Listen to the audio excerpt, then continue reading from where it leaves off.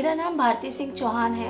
मैं प्रवीण लता संस्थान की फाउंडर एंड चेयरपर्सन हूँ। 2013 में प्रवीण लता संस्थान की जो शुरुआत हुई थी, उसकी जो नींव है 10 साल की उम्र में मैंने रखी थी, एक सोच के साथ, एक बदलाव के साथ कि जब मैं बड़ी होंगी, जब मैं इस लायक होंगी कि मैं दुनिया के लिए या दुनिया में रहने वाले ऐसे लोग जिन लोगों को मेरे सपोर्ट की ज़रूरत है, उन लोगों को आगे होकर के मदद करना चाहूँगी। वो सोच जो थी, उसको जो नींव मिली, उस नींव के साथ साथ एक एक जो ब्रिक रख कर के जो उद्देश्य था, उसका जो सपोर्टिंग सिस्टम रहा, वो 2013 में शुरुआत की गई। जब मैं कॉर्पोरेट में काम कर रही थी मल्टीनेशनल कंपनी में, मुझे मौका मिला था 2012 में स्ट्रीट लिविंग चिल्ड्रंस के लिए काम करने का। 2012 में जब मैंने मुंबई जाकर के ज़िंदगी में पहली बार एक सोसाइटी के लिए काम किया, जहाँ पे स्पेसिफिकली गर्ल्स जो कि अलग अलग इश्यूज से जूझ रही थी, उन लोगों के लिए हम लोग डेवलपमेंट फ्रेमवर्क का काम कर रहे थे। वहीं से जो है ये एक सोच डेवलप हुई कि क्यों नहीं बालिकाओं एवं महिलाओं के लिए मैं आगे होकर के एक मिशन स्टार्ट करूं। महामारी से संबंधित जागरूकता अभियान भी रन करेंगे और साथ ही जो है पीरियड्स जैसे विषय के से जुड़े हुए टैबूज और मिथ्स को हम लोग ख़त्म करने की कोशिश करेंगे।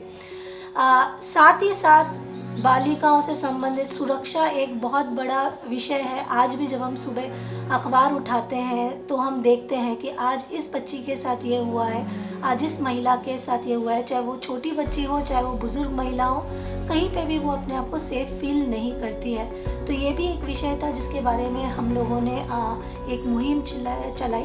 साथ ही बालिका शिक्षा को प्रमोट करने के लिए बेटी बचाओ बेटी पढ़ाओ अभियान में हमने एक चीज़ और जोड़ी, वो थी बेटियों की सुरक्षा।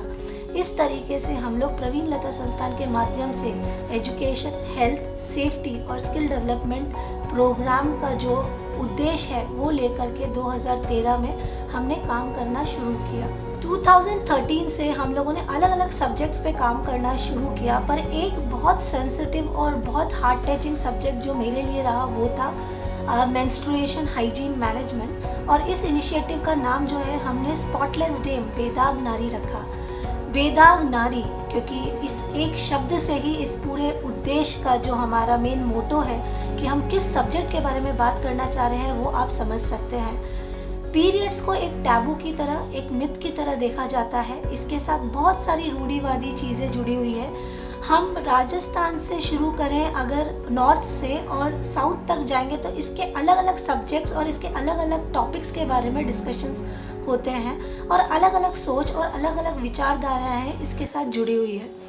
जब हमने काम शुरू किया था तो हमारा सिर्फ सिंपल सा एक मोटो था कि हम लड़कियों को, महिलाओं को मेंस्ट्रुएशन और हाइजीन के बारे में समझाएंगे। और वहाँ से हमारा सफ़र शुरू किया था हमने, जहाँ पे हम लोग ट्रेनिंग्स के माध्यम से मेंस्ट्रुएशन हाइजीन मैनेजमेंट, पीरियड्स के दौरान जो हाइजीन मैनेज किया जाता है उसके बारे में हमने काम शुरू किया था। मगर धीरे धीरे इस सब्जेक्ट को इतना क्लोजली हमने स्टडी किया और इसके बारे में रिसर्च करने का जब मन किया तो 2017 में मैंने अपना कॉर्पोरेट जॉब छोड़ करके करीब 1.5 साल जो है ट्रैवल करके मैंने एक एक गांव में महिलाओं से डिस्कस करना चाहा। और उन लोगों से जब मैं संपर्क में आई और उनसे अलग अलग विषय के बारे में बात किया कि किस तरह के चैलेंजेस वो फेस करती है अपने रूटीन लाइफ में, किस तरीके से वो अपना ज़िंदगी में महामारी को देखती है या सोचती है, जब इनके बारे में मैंने डिस्कस किया तो उन लोगों की सोच के बारे में सोच करके और सुन करके मुझे बहुत आश्चर्य हुआ। साथ ही साथ हमें एनवायरनमेंट से रिलेटिव सब्जेक्टिव इश्यूज के बारे में पता पड़ा, क्योंकि गांव की महिलाओं ने हमें आगे होकर के इस बात को समझाया कि एनवायरनमेंट कितना अफेक्टेड है डिस्पोजेबल पैड्स की वजह से, और आज भी वो लोग कपड़ा यूज़ करना ही प्रेफर कर रही हैं। जबकि सोसाइटी के जो एडवर्टाइजमेंट्स है या फिर कम्युनिटी में जो डिस्कशंस होते हैं, वहाँ पे लोग डिस्पोजेबल पैड्स के साथ कंफर्टेबलनेस शो करते हैं। जब हमने और इस विषय में बात करने की कोशिश करी तो पता पड़ा कि डिस्पोजेबल पैड्स ना केवल एनवायरनमेंट को बल्कि एनिमल्स को भी काफ़ी नुकसान पहुंचाते हैं।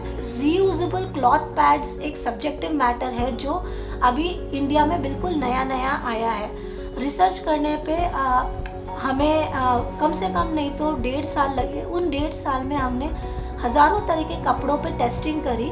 जब हमें बैम्बू चारकोल क्लॉथ पैड्स के बारे में हम लोगों को समझ में आया, तो हम लोगों ने उसकी टेस्टिंग करवाई, उसको इक्विपाई किया और उससे हमने क्लॉथ पैड्स के पैटर्न्स बनाए, जिसको हम लोगों ने टेस्ट करवाया TUV रिनलैंड से, और वो सक्सेसफुली निकल के आया कि ये एक हाइजीनिक और एंटी बैक्टीरियल क्लॉथ पैड है, जिसे आप 120 वॉशेस तक आप रीयूज़ कर सकते हो, और ये हेल्थ के लिए बहुत अच्छा है और साथ ही एनवायरनमेंट के लिए, क्योंकि एक महिला जो है 5 साल में करीब 19 किलो 200 ग्राम का जो सैनिटरी वेस्ट है वो डिस्पोज करती है।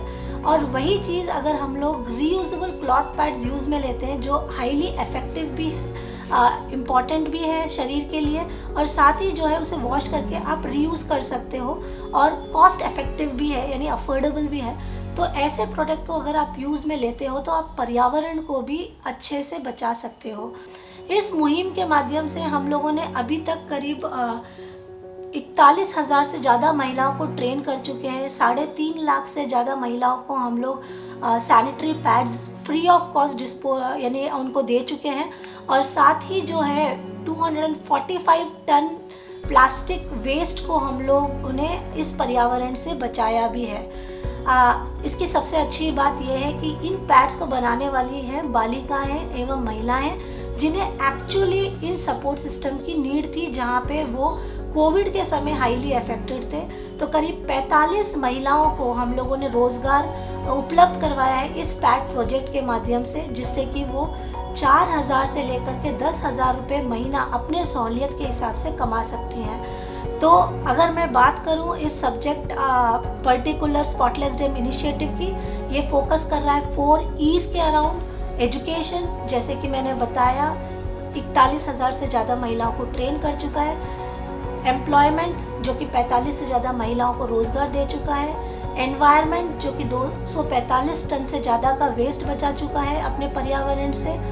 और इसके साथ साथ जो है एम्पावरमेंट, क्योंकि जब हम ट्रेन करते हैं किसी वुमेन को, उसे एम्पावर करते हैं, उसे हम लोग महसूस करवाते हैं कि ये कोई टैबू नहीं है, ये कोई मिथ नहीं है, ये एक नेचुरल प्रोसेस है, और इसे डिग्निटी के साथ हैंडल करें और इसके बारे में खुल के बात करें। तो हम लोगों का जो 4 E's वाला विजन है, उस चीज़ को लेकर के हम लोग इस सब्जेक्ट पे काम कर रहे हैं। राजस्थान ही नहीं, मणिपुर, आसाम, साथ ही साउथ इंडिया में अलग अलग स्टेट्स में हम लोग जाकर के इस विषय पे अब हम काम करना शुरू कर चुके हैं। तो वक्त के साथ साथ, क्योंकि इनिशियली जब हम स्टार्ट किया था हमने 2 या 3 जने ही थे जिन लोगों ने मिलकर के इसकी एक नींव रखी थी, और इसके साथ हम लोगों ने सब्जेक्टिव एक्सपर्ट्स के साथ ये विजन लेकर के चले थे कि हमें इसके बारे में अवेयरनेस क्रिएट करना है। पर आज हमारे साथ 1,000 से ज़्यादा वॉलंटियर्स हैं जो पूरे इंडिया में हैं और हमारे साथ इस सब्जेक्ट पे काम कर रहे हैं। हम लोग यंग गर्ल्स जो कि हमारे पैड प्रोजेक्ट के साथ जुड़ती है, उन्हें प्रगति सखी के नाम से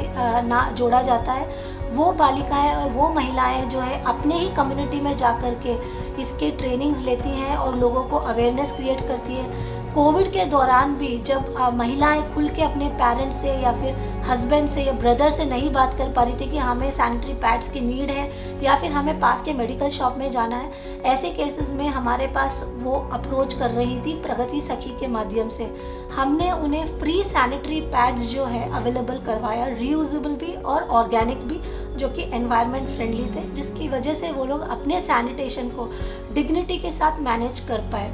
तो ये भी हमारे लिए एक न्यू लर्निंग फेज था कि कोई भी डिज़ास्टर जो होता है उसके समय भी हमें साथ खड़ा रहना पड़ेगा महिलाओं को, क्योंकि पैंडेमिक्स हो, चाहे डिज़ास्टर मैनेजमेंट हो, चाहे फ्लड्स हो या कुछ भी हो, पीरियड्स नहीं रुक सकते किसी के लिए भी। और इस सब्जेक्ट को सपोर्ट करने के लिए हमें आगे से आगे आकर के डिस्कशन भी करना पड़ेगा और खुल के बात भी करना पड़ेगा, तभी इसका एक सल्यूशन निकल पाएगा। हम लोग बात करते हैं महिला सशक्तिकरण की, और महिला सशक्तिकरण की नींव तभी रखी जा सकती है जब आप खुद से अपने आप में बदलाव लाने की कोशिश करेंगे। और मैं ये उम्मीद करती हूँ कि जो भी मेरा ये वीडियो देख रहा है या फिर मुझे सुन रहा है, वो इस नींव को आज से ही, अभी से ही अपने आप से रखें और अपने आप को सशक्त करने की कोशिश करें, प्रयास करें, तभी आप अपने आप को बदल पाएंगे।